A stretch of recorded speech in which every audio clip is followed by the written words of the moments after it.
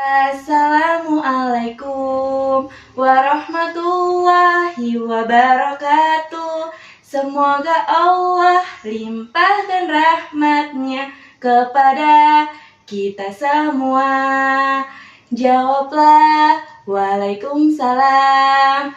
Jawablah waalaikumsalam.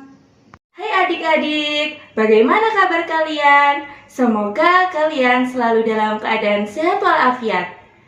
Pada pertemuan kali ini, kita akan membahas media pembelajaran. Sebelum membahas lebih lanjut, mari lihat peta konsepnya yuk.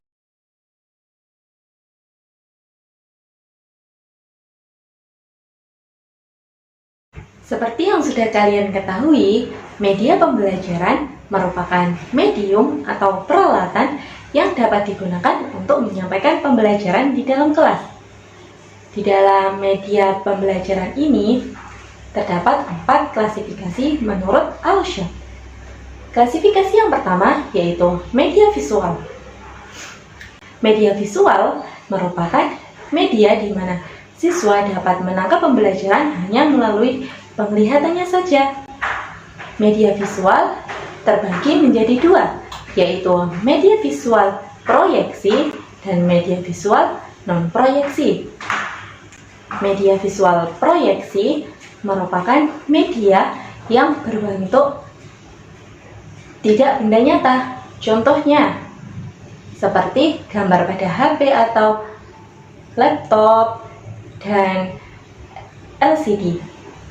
Sedangkan media visual non-proyeksi merupakan media visual dalam bentuk benda nyata. Contohnya buku, majalah, dan poster.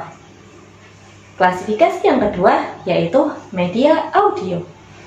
Media audio merupakan media pembelajaran di mana siswa dapat menangkap pembelajaran hanya melalui pendengaran saja. Contoh dari media audio seperti radio, MP3, dan CD. Klasifikasi yang ketiga yaitu media audiovisual.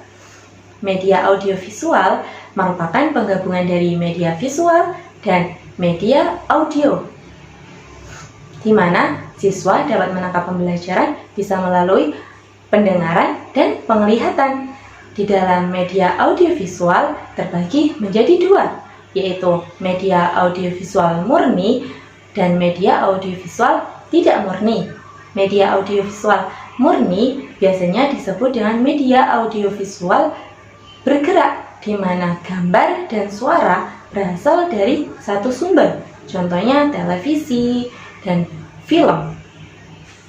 Yang media audiovisual tidak murni merupakan media audiovisual yang biasanya disebut dengan media audiovisual diam, di mana gambar dan suara tidak berasal dari satu sumber yang sama.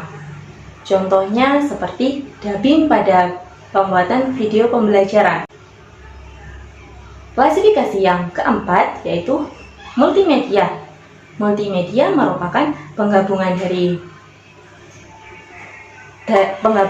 semua media berupa gambar, teks, audio, dan animasi. Contohnya seperti game education, di mana di dalam game education terdapat gambar, teks, audio, dan animasi.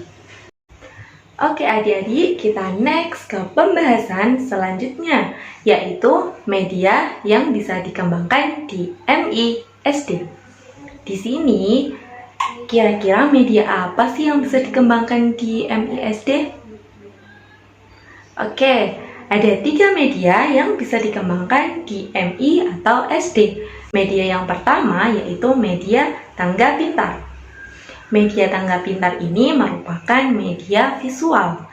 Dan juga media tangga pintar ini merupakan media yang berbentuk 3 dimensi.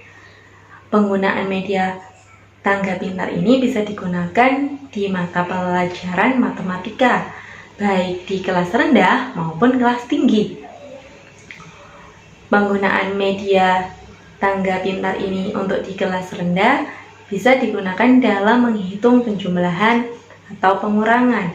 Sedangkan penggunaan media tangga pintar ini untuk di kelas tinggi bisa digunakan dalam mengukur satuan panjang.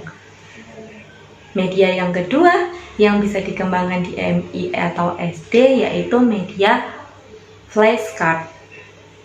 Nah, media flashcard ini juga merupakan media visual. Tapi media flashcard ini merupakan media 2 dimensi. Nah, penggunaan media flashcard ini bisa digunakan di beberapa mata pelajaran, misalnya bahasa Indonesia, IPA, bahasa Inggris, dan juga media flashcard ini bisa digunakan di pembelajaran fikih, mengurutkan ayat, misalnya. Kekurangan dari media flashcard ini hanya bisa digunakan di kelas rendah saja.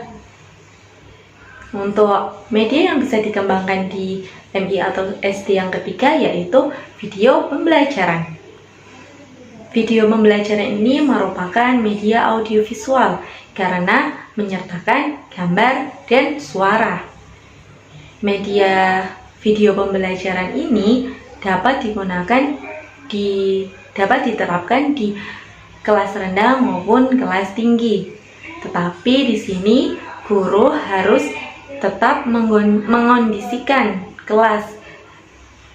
Guru tidak boleh hanya menyampaikan materi pelajaran menggunakan video pembelajaran saja, tapi guru juga harus menjelaskan kepada murid. Kelihatannya adik-adik sudah mulai bosan ya. Sebelum kita lanjut ke pembahasan selanjutnya, di sini kakak akan mengajak kalian untuk tepuk semangat happy. Tepuk semangat happy. Pagi-pagi, semangat pagi, kita happy, unjuk gigi. Kita ulangi sekali lagi ya. Tepuk semangat happy. Pagi-pagi, semangat pagi, kita happy, unjuk gigi. Adik-adik pasti sekarang udah lebih semangat untuk menyimak pembahasan kita yang terakhir, yaitu grand design yang akan kita buat. Di sini kita memilih 2 grand design. Yang pertama yaitu pop-up book dan yang kedua game education. Pop-up book ini merupakan media seperti buku. Ketika kita buka, maka timbullah gambar-gambar atau tulisan yang menjelaskan materi yang diajarkan pada hari itu.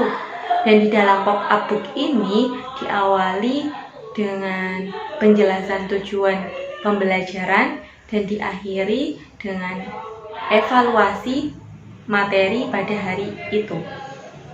Nah, untuk grand design yang kedua yaitu game education. Untuk pembuatan game education ini kita bisa menggunakan web seperti Wordwall atau Quizzes. Contohnya seperti ini, game edukasi ular tangga. Pada game ini bisa digunakan beberapa siswa. Siswa di sini harus menjawab pertanyaan. Ketika mereka benar dalam menjawab pertanyaan, maka mereka akan naik ke atas. Kalau mereka salah dalam menjawab pertanyaan, maka mereka harus turun ke bawah dan mendapatkan pertanyaan yang lain. Alhamdulillah sudah selesai pembahasan pada pertemuan kali ini. Semoga bermanfaat bagi adik-adik. Mari kita akhiri dengan membaca hamdalah alhamdulillahirobbilalamin, and see you next time. Wassalamualaikum warahmatullahi wabarakatuh.